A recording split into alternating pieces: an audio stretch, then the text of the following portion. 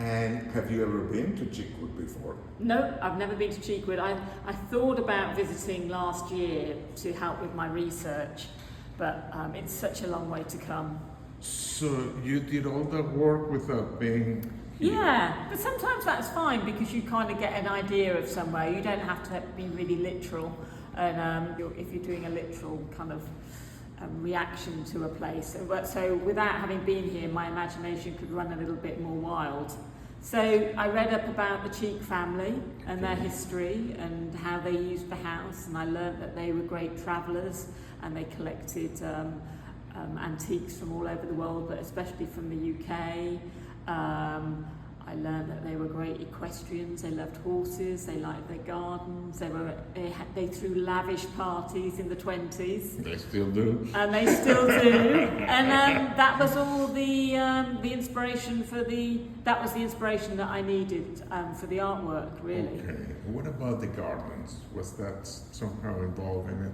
Yeah, so the gardens, so we got the Shoumuen Japanese garden, and I made a special bouquet after the garden, that garden, and then you've got the Turner Seasons Garden, and so I made an autumnal bouquet, a winter bouquet with giant snowballs, a summer bouquet with like exploding pollen, and a spring bouquet too. So there's a bouquet after nearly all the gardens. There's a bouquet here that's not just named after, but it's inspired, it's featuring flowers that are relevant to that garden.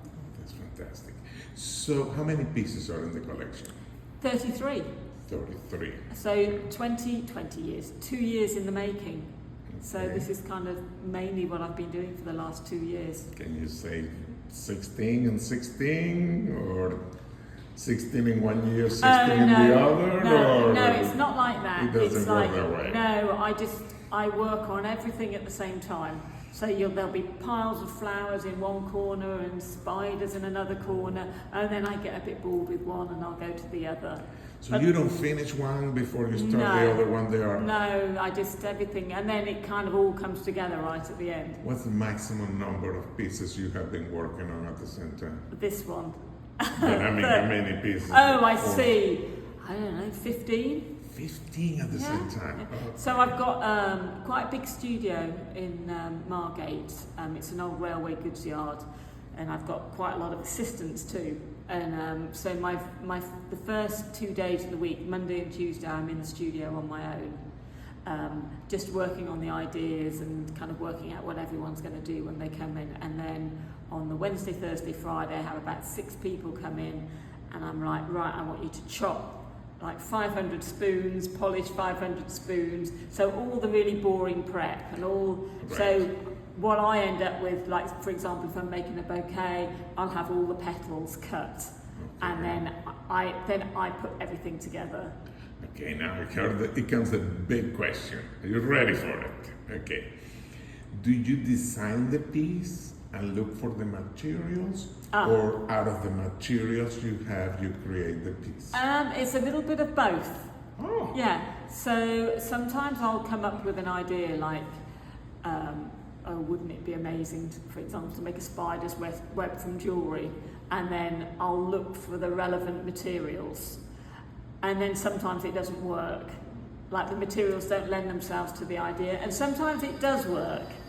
Another time it might be that I just walk past a pile of rubbish in the studio, like maybe spoons that were being discarded, and I think, oh my God, these look just like petals. So it's both, and my studio is just full of piles of different materials, and I pick and choose from them all the time. All right, so where do you source your materials? Interesting. So when I was less successful and making less artwork, I would collect things from skips and from the side of the road, from boot fairs. But now I can go to auctions. I might buy, like a job lot of something, like auctions, eBay. Garage sales, but also for the cutlery, I have a cutlery dealer. Okay. And so when I need, say if I need 1,000 teaspoons and 600 soup spoons. I just tell him, and then he will gather them for me, and then I buy them by the kilo. Oh wow, that's great. Have you ever had to go to a store to buy 4 more than you need? No, I haven't actually. I just call him up and he comes back. Yeah. That is great. I saw a work, I think it was on your website, that is not in here, I understand. And it is like a lady with a skirt. That was for a stately home in Ireland. And did you see the pictures of them in situ? Mm-hmm, yeah. Mm-hmm. So it was, I think it's the largest private house in Ireland. And the owner there was like a balcony going right around the hall. Okay. And he wanted me to make the 4 Seasons sculptures. And I made them from, Coca-Cola cans, 7-Up cans. And I crushed the cans to make the base. And then manipulated the aluminium. Okay. Yeah. Would you consider, besides being an artist, being an environmentalist? Yeah, I think I am. So a lot of my inspiration originally, like back in the day, came from art that I saw in Southern Africa. So I went to an exhibition called Lost Magic Kingdoms at the end of the 80s. And in that exhibition, there were a lot of African artists and African children that were making toys from recycled materials when they had no access to manufactured toys.